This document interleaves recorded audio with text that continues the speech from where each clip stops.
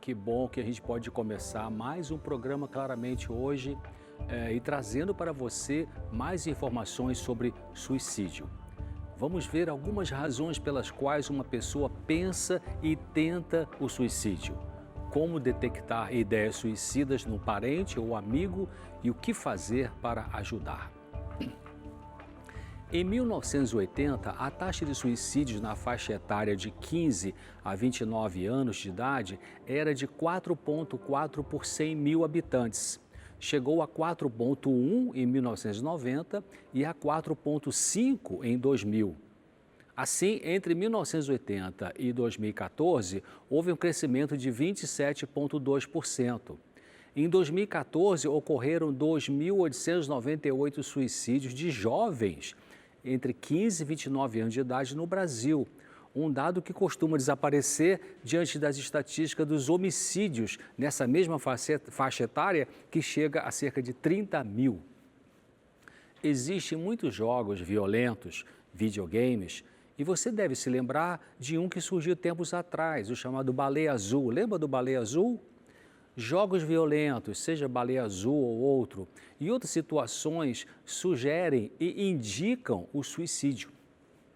Mas os jovens que se envolvem com esse tipo de coisa não acabam se maltratando e até suicidando, tendo esses jogos como causa principal de uma tragédia pessoal. Não é a regra isso. Esses jovens já possuíam algum tipo de sofrimento e conflitos mentais importantes e, por isso, acabam se envolvendo com essas coisas complicadas. Então, é a causa básica que precisa ser compreendida pelos pais e avaliada por profissionais em saúde mental para o problema ser resolvido na raiz.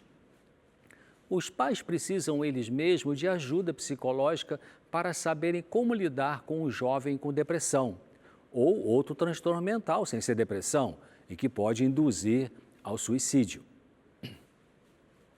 As principais causas que levam as pessoas ao suicídio, segundo a Organização Pan-Americana da Saúde, são o uso de drogas, crise psicótica, falência financeira, término de um relacionamento, perda de emprego, morte da pessoa amada, solidão, abusos sofridos pela pessoa, vergonha, pressão social no sentido da pessoa não conseguir ter um padrão de vida que os outros conseguem, entre outras causas. Mas existem causas obscuras, as quais não se entende bem. Algumas atitudes que ajudam a prevenir o suicídio incluem: primeiro, reduzir o acesso aos meios de suicídio, como diminuindo a facilidade para conseguir pesticidas, armas de fogo e alguns medicamentos. Segundo, meios de comunicação oferecer informações sobre o assunto de forma responsável, que é o que a gente faz aqui no programa Claramente. Terceiro, introdução de políticas para reduzir o uso nocivo do álcool, já que muitos casos de suicídio têm a ver com ingestão de álcool, a gente vai ver mais adiante. Quarto, identificação precoce, tratamento e cuidado de pessoas com transtornos mentais e abuso de substância. Quinto, tratamento da dor crônica.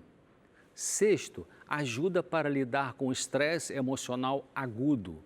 Sétimo, formação dos trabalhadores não especializados de saúde na avaliação e gestão de comportamento suicida. O oitavo aspecto é os cuidados no acompanhamento para as pessoas que tentaram suicídio. E, o último, o apoio da comunidade. No fundo, a pessoa suicida, ela não quer morrer. A pessoa não sabe como continuar vivendo com aquilo que para ela é um beco sem saída. Mas sempre há uma saída.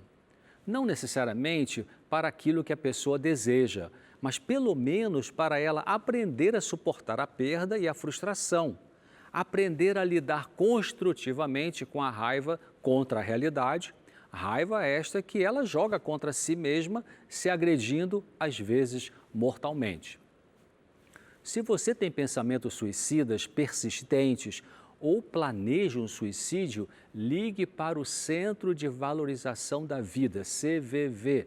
agora com ligação grátis em todo o Brasil, usando o número 188, 188. O CVV realiza apoio emocional e prevenção do suicídio, atendendo voluntária e gratuitamente todas as pessoas que querem e precisam conversar, sob total sigilo por telefone, por e-mail, por chat e Skype, 24 horas, todos os dias. Você pode ver aí no site, na tela, o site que é o cvv.org.br. Outros sites que ajudam na questão do suicídio são, você pode ver na tela também, o endereço Rede Brasileira de Prevenção ao Suicídio.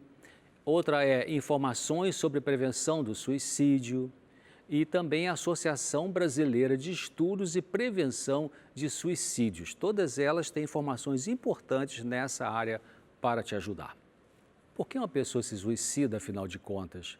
Porque a vida para ela se tornou insuportável, aparentemente sem saída, sem significado, porque predomina a dor na sua realidade, vivida como sem opção. O suicida, como eu disse, ele não quer morrer, mas não quer a vida que para ele se tornou insuportável e não vê outro jeito.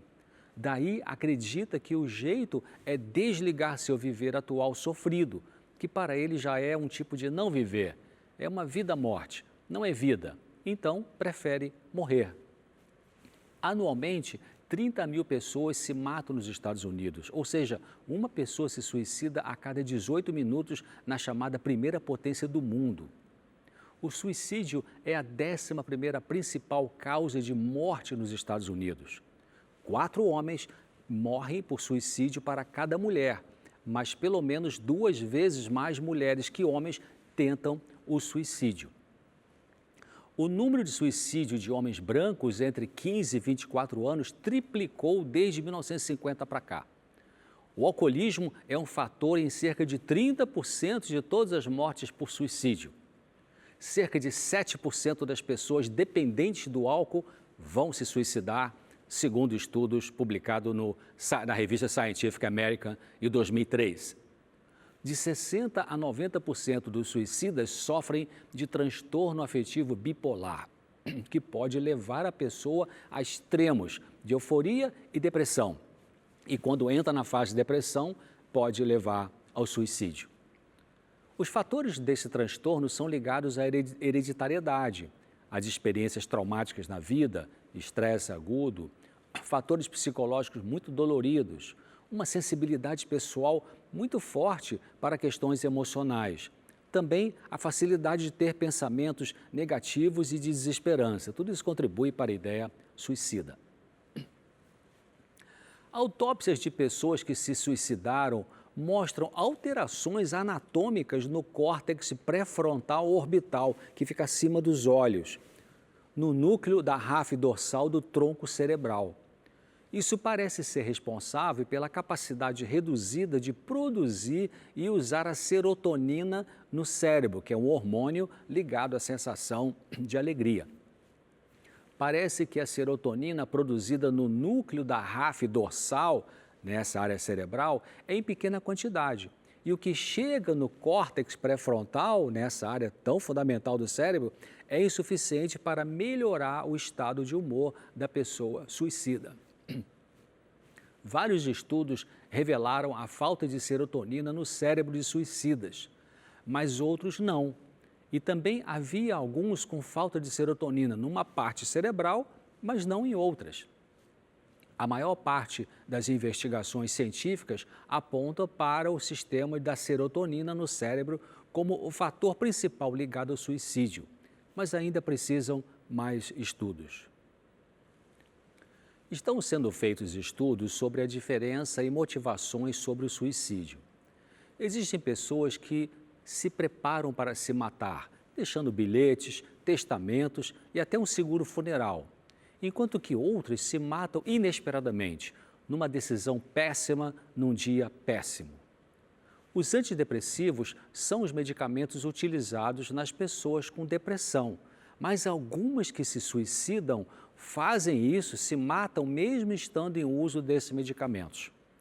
Estudos de famílias com suicídios em seus membros indicam que os filhos de pessoas que tentam suicídio têm um risco 6 vezes maior de se matar do que os filhos de pais que nunca tiveram esta intenção.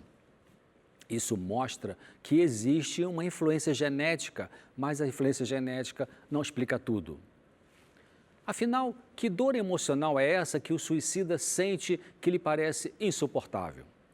Que tipos de pensamentos tão pessimistas e de desesperança que eles nutrem e originados em que tipo de perdas, reais ou imaginárias, que eles se concentram, que fazem sua mente ficar tão nublada, tão sem cor, tão sem sentido viver, que o único sentido é o nada, ou seja, a morte.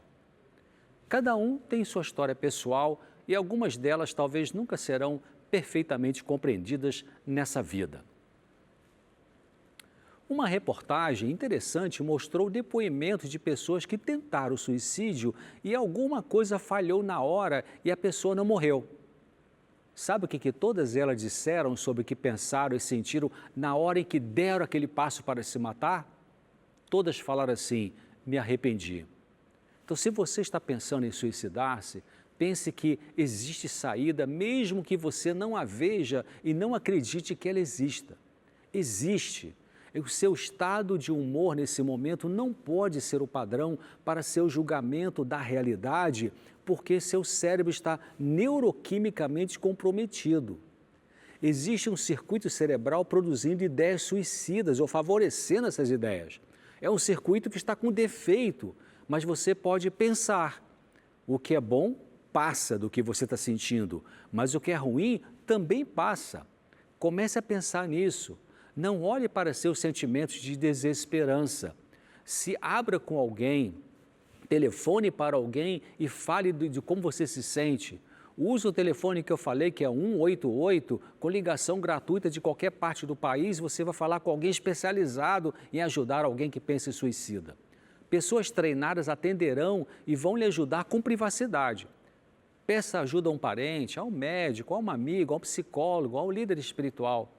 Não fique sozinho, não fique sozinha nas horas de mais pressão dos pensamentos suicidas aí na sua cabeça. Saia de casa e vá conversar com alguém.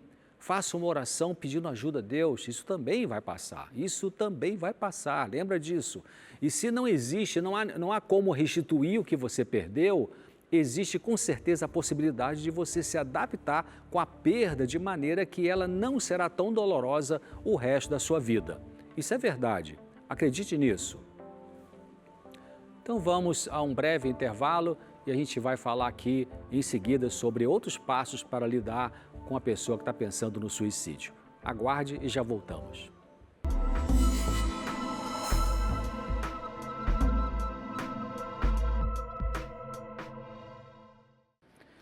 Esse é o segundo bloco do programa Claramente, hoje com um tema sobre suicídio. Se você perdeu o primeiro bloco ou se deseja assistir os programas anteriores, você pode acessá-los no site que você pode ver aí na sua tela. Mas antes de seguir com o tema, eu queria lembrar você que você tem um brinde do nosso programa, que é a revista Fique Leve. Você pode pedir no endereço que aparece na sua tela e você vai receber gratuitamente aí na sua casa. Tem um artigo aqui sobre depressão, bem interessante. Dr. Carl Menninger, médico psiquiatra, autor de vários livros, acreditava que pelo menos 3 desejos podem contribuir para um ato suicida. Primeiro, o desejo de matar, o desejo de ser morto e o desejo de morrer. O desejo de matar pode ser fruto de uma profunda autorrejeição, mas também ligado ao objetivo de destruir a vida de alguém que sobrevive. Pacientes muito deprimidos podem sentir que o suicídio é a única forma que eles têm de se vingar de outra pessoa, geralmente dos pais ou do cônjuge.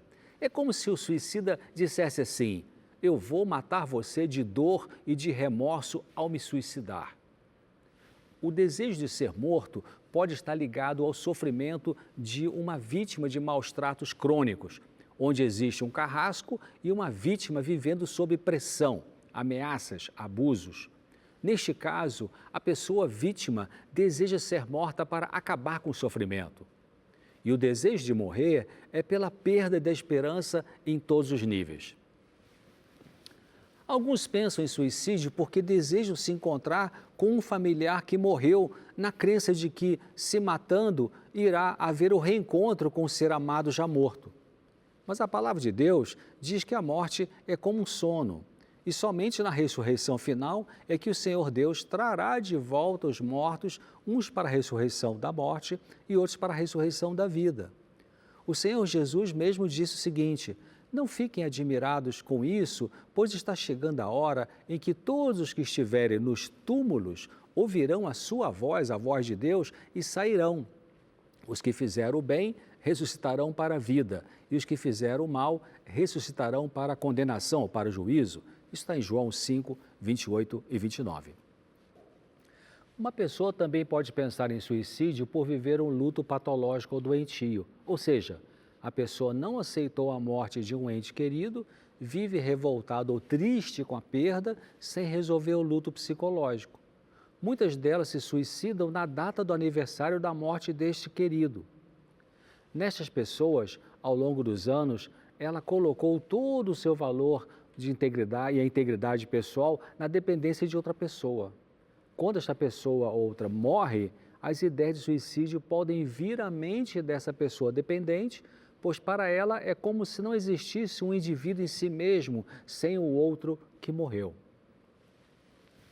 Segundo o Dr. Glenn Gabbard, da Universidade Estadual de Nova York e do Baylor College Medicine de Houston, no Texas, os transtornos de personalidade com agressividade impulsiva e o abuso de substâncias são dois preditores independentes de suicídio em homens que têm uma depressão maior. Para as mulheres, o abuso sexual está fortemente associado à história de tentativa de suicídio, assim como a intenção suicida. Vamos dar uma olhada agora sobre possíveis maneiras de identificar o risco de suicídio e o que fazer. Pessoas se suicidam em momentos de desespero. Você já pensou nessa palavra, desespero? Desespero significa perda da esperança. Também alguns cometem suicídio devido a comprometimento mental grave, agudo ou crônico, como uma crise psicótica, um surto por drogas, uma crise moral espiritual, como eu comentei. Assim, ao lidar com pessoas que tentam suicídio, nós temos que fazer um diagnóstico do estado mental do momento daquela pessoa. É depressão grave? É uma reação por drogas em pessoas propensas a crises mentais graves? Ou trata-se de um surto psicótico? Surto psicótico é quando a pessoa sai da realidade de maneira abrupta. Isso pode ocorrer após o uso de drogas, mas ocorre também em pessoas que não são viciadas em substâncias. Será que é algo situacional, impulsivo, daquele momento de desespero e em seguida a pessoa se arrepende? Se a pessoa, numa avaliação pessoal, disser que ainda tem ideias suicidas, ela não deveria ficar sem alguém em nenhum momento até sair da cabeça o pensamento suicida e precisa acompanhamento profissional médico psiquiátrico imediato. No atendimento de um paciente deprimido grave, temos que avaliar sempre o estado do pensar suicida. Como é que se faz isso? Eu vou explicar. Você pergunta à pessoa olhando nos olhos dela. Você faz a pergunta assim: você tem pensado em morte? Tem pensado em acabar com a sua vida, em se matar? Daí, em geral, nós vamos ter, a grosso modo, dois tipos de respostas. Um primeiro tipo de resposta, aí a pessoa vai dizer: sim, eu tenho pensado em morte, mas eu penso no sentido de Deus me levar para me tirar desse sofrimento. Aí vamos com essa pessoa ainda para uma outra pergunta, ainda dentro desse exemplo que eu estou falando nesse primeiro caso. Você pergunta assim: você tem pensado recentemente em se matar? Geralmente a pessoa que não tem supostamente um risco suicida, neste momento, com essa pergunta, ela diz assim: não, me matar não, doutor, mas se Deus me levasse, então a gente vai dar uma olhada para uma pergunta mais direta, ainda te dá um outro passo, uma pergunta mais direta que, em geral, será conclusiva. Você levanta a questão para a pessoa dizendo assim: você acha, numa hora de muita angústia, de muito desespero, você teria coragem mesmo de se matar? A pessoa com pequeno ou sem risco suicida diria, não, eu não teria coragem de me matar, não. Agora, outro tipo de resposta funciona assim, ao você ir gradativamente, apertando, vamos dizer assim, nas perguntas, quando você chega numa pergunta bem decisiva, e se a pessoa, ela tira o olhar de você, olha para baixo, ou fica parada, meio como se estivesse longe, olhando para nada, fica quieta uns segundos e diante da sua pergunta final, se ela tem pensado em se matar, ela dirá, talvez depois de alguns segundos que ficou calada e quem sabe chorando, ou quem sabe com uma face muito consternada, ela deverá dizer assim, sim, eu tenho pensado em me matar. A próxima pergunta, então, vai ser, que forma de suicídio você tem pensado em usar? E você vai perguntar também, você já falou com alguém sobre isso? Isso ajuda a pessoa a colocar para fora a ideia e ao falar com alguém, um profissional ou não, sobre isso, ela se abre uma porta para receber ajuda. Nós precisamos dar alguma esperança o mais concreto possível para a pessoa com ideias suicidas. Frases clichês do tipo, Deus te ama, para com isso, ou Jesus vai acabar com o sofrimento, podem não funcionar nesse momento. Existe um momento para isso, mas não é a hora, na crise de total desesperança, você usar esse tipo de abordagem. Daí temos que colher a história da pessoa, algo positivo, colher dessa história, pescar nessa história, alguma coisa que sirva de boia salva-vidas para ela se agarrar e começar a voltar a ter esperança ou a sair da desesperança. Nós podemos apelar, por exemplo, falando que pessoas da família, você cite quem? Seu pai, sua mãe, ou seu filho, ou seu irmão, ficariam com um trauma que nunca mais sairia da mente dessa pessoa. Você já pensou nisso? Uma segunda coisa, você pode mostrar, no caso de ser uma mãe ou um pai que pensa em suicídio, que os filhos precisam sim dele ou dela.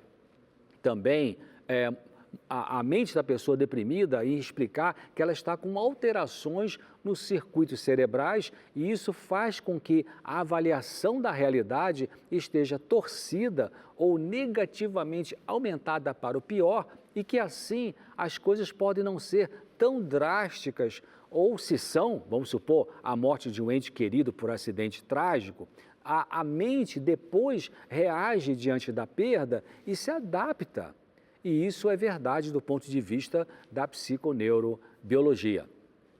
Também você pode explicar para a pessoa que tentar o suicídio, falar, olha, tem várias pessoas que tentaram o suicídio e na hora H alguma coisa falhou, sei lá, a bala não saiu do revólver, ou a queda não foi fatal, ou a corda arrebentou quando ia se enforcar. Você explica dizendo que essas pessoas continuaram vivas e aprenderam a lidar com a perda que tinha motivado-as para o suicídio.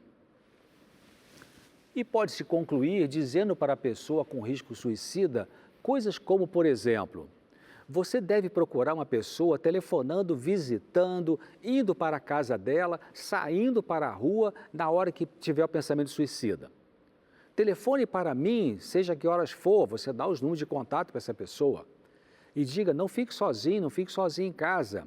Faça uma oração abrindo seu coração a Deus, o Criador, crendo que Ele escuta sua prece feitas com suas próprias palavras. Ele mesmo disse, você lembra esse texto para a pessoa, Aquele que vem a mim de modo nenhum lançarei fora, como está lá em João 6,37. E lembre-se do que conversamos e que dá esperança real de melhora. Você vai repetir para essa pessoa o que foi falado de positivo. Lembra que nós falamos sobre isso? Isso dá esperança para você. Um outro passo é lembrar de que esses pensamentos suicidas são frutos de circuitos cerebrais que funcionam em ondas e que assim isso vai passar. E diga que precisa falar com algum parente para proteger a pessoa. Você vai ver, olha, eu vou ter que ligar para o seu pai, para a sua mãe e explicar o que está acontecendo com você. E aí você realmente avisa o parente falando que tem uma ideia suicida nessa pessoa e que precisa ser vigiada 24 horas por dia. Reforce a necessidade de ter a consulta com o psiquiatra, seguir com a medicação antidepressiva e se submeter a uma psicoterapia de apoio. Segundo a Organização Mundial da Saúde, cerca de 1 milhão de pessoas cometem suicídio por ano. São quase 2.740 por dia, cerca de 114 cada hora, quase 2 pessoas a cada minuto se suicidam no mundo. O suicídio é a segunda maior causa de morte entre jovens de 15 a 29 anos de idade. Olha que coisa! Também com alto índice em idosos e pessoas que foram vítimas de violência. Quando consideramos as estatísticas de tentativa de suicídio, os não concretizados, o número sobe para entre 15 a 25 milhões por ano. De 41 mil a 68 mil por dia, mais ou menos. Um médico se mata por dia nos Estados Unidos. O Brasil é hoje o 8º país do mundo em número de suicídios, uma tragédia que afeta pessoas de todos os níveis socioeconômicos, culturais. Então, claramente, fica por aqui hoje, esperando você na próxima semana, segundo a vontade de Deus. E eu queria deixar um texto para a sua reflexão, para a nossa reflexão. Torno a trazer isso à mente, portanto tem esperança. As misericórdias do Senhor são a causa de não sermos consumidos, porque as suas misericórdias não têm fim. Até semana que vem.